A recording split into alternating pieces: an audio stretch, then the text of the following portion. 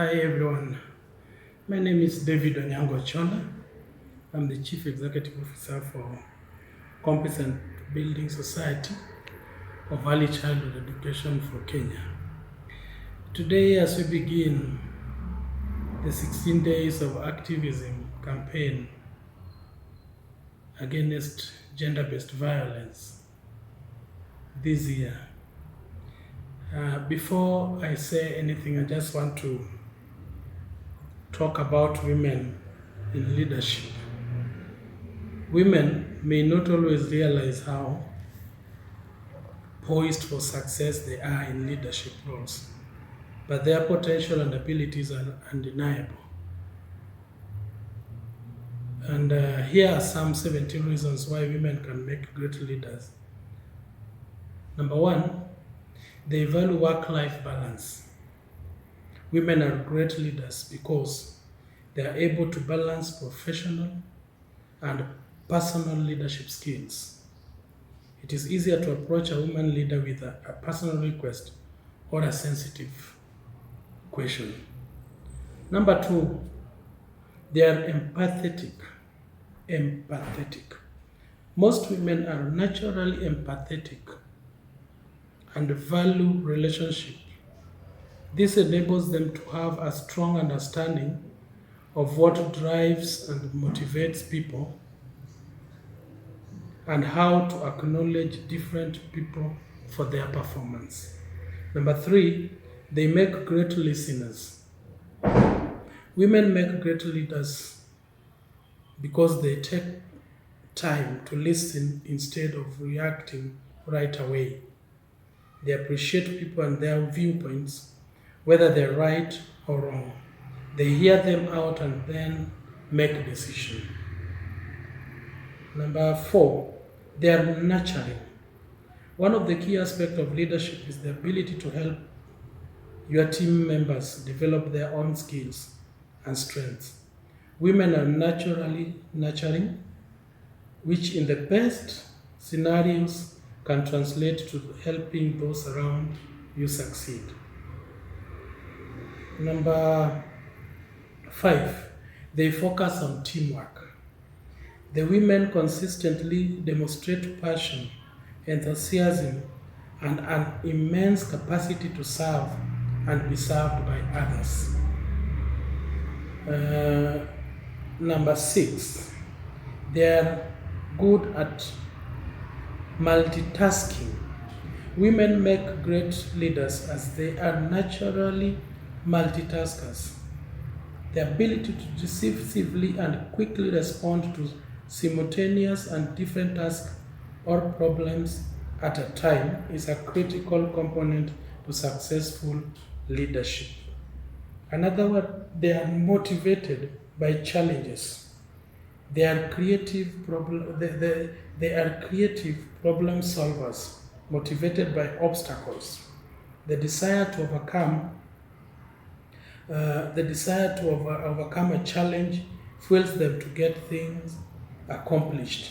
Leaders don't take no for an answer.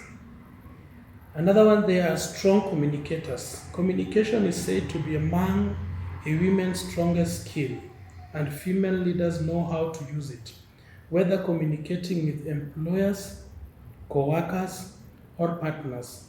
An open communication stream allows for clarity in executing roles and responsibilities. Another one, they dream big. Women make great leaders because they have an innate ability to dream big, challenge assumptions, and inspire teams. And they know how to translate big ideas into concrete action and results. Another one, they handle crisis situations well. Many women, especially moms, are trained caretakers and know how to deal with crisis. Know how to deal with crisis situations at home with compassion and patience. These attributes become very relevant when a woman leader is dealing with crisis situations. Another one is they can wear many hats. Wearing many hats is often a regular occurrence in women's life. They often balance careers, households, and even aging parents, among other things. Women, women, women pivot, adjust, and focus on solutions. Resting in the dome and gloom can be time consuming. So many shift to find positive solution to life and work problems. Another one, they check their egos. Ego so often gets in the way of good decision making. In the C-suite, women exhibit ego differently and they are good at decision making with the ego held in check. Another one, they have high emotional intelligence. Emotional intelligence, the ability to recognize emotions in yourself and others and relate, is something that has recently gained momentum as an essential leadership behavior. Another one, they are flexible. Women make great leaders because they are flexible and agile. They can see the direction thought should be taken when things isn't working and regroup and change course for the better without deliberation. And another one, they lead by example. Women lead by example, and in so many cases, women have climbed the ladder so they have experienced a variety of roles before they get to the leadership ones. Experience is key. And another one, they make their jobs look effortless. Women make phenomenal leaders because they are expert at making the impossible seem possible. And sometimes on a good day, they even make it look effortless. Women are pragmatic, resilient, and usually able to maneuver tricky situations with grace. Their perspective are born out of a mix of trial by fire and sheer fortitude. They look at the world with bravery and are able to piece together the world around them like a complex puzzle. And lastly, they defy the odds. Women make great leaders because the odds are against them to lead. Are against them to lead.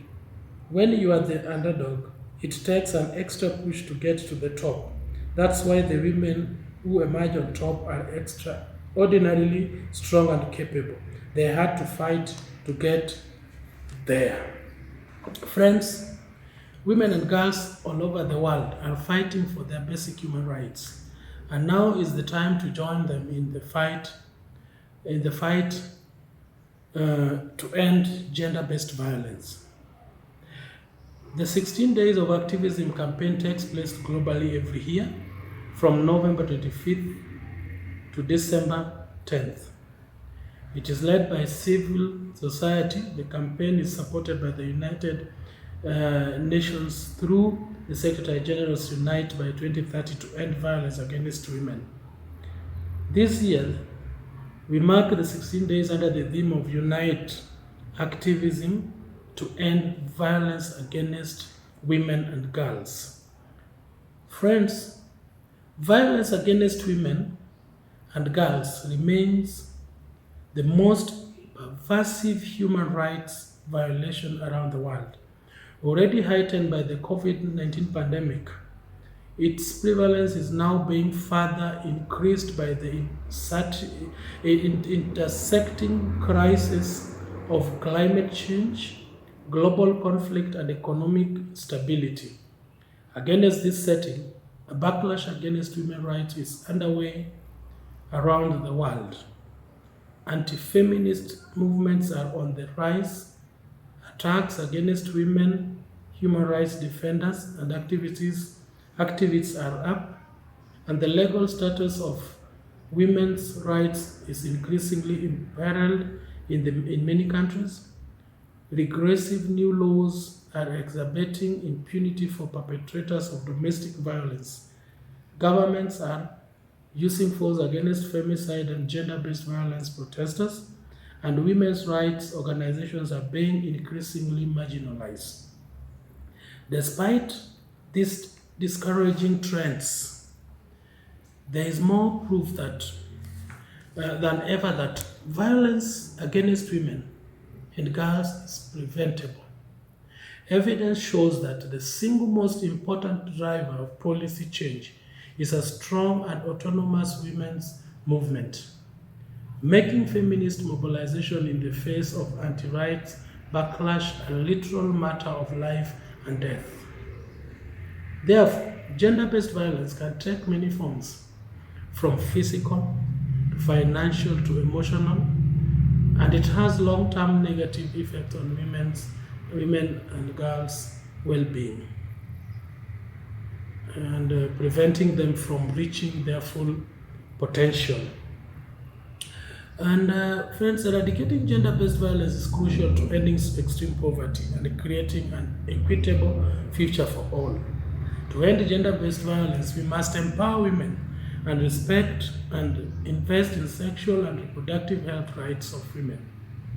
Gender parity is fundamental to whether and how economies and societies thrive.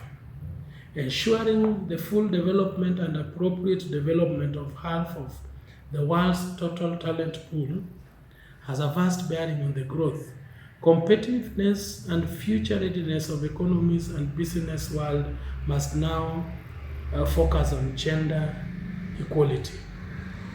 We as an organization, we give progress towards gender parity across 4 thematic dimensions. 1, economic participation and opportunity. 2, educational attainment.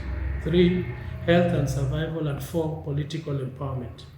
In addition to this, we also analyze the dynamics of gender gaps across industry talent pools and occupations. Competence Building Society of Early Childhood Education for Kenya has a Women Leading in Education network, which aim is to develop a visible network to provide support, professional development, and opportunities to connect for women to connect with like-minded women leaders across the globe. We want, we want to see a network that is able to design new ways of working at a systematic and individual level in order to unlock potential talent and maximize existing talent of women and girls. A network that is linking with sub-regional, regional, national, and global women's network for the advancement of women everywhere. In these 16 days, I want to encourage everyone to get involved, from amplifying the voices of survivors and activists to supporting women's organization and strengthening feminist movements.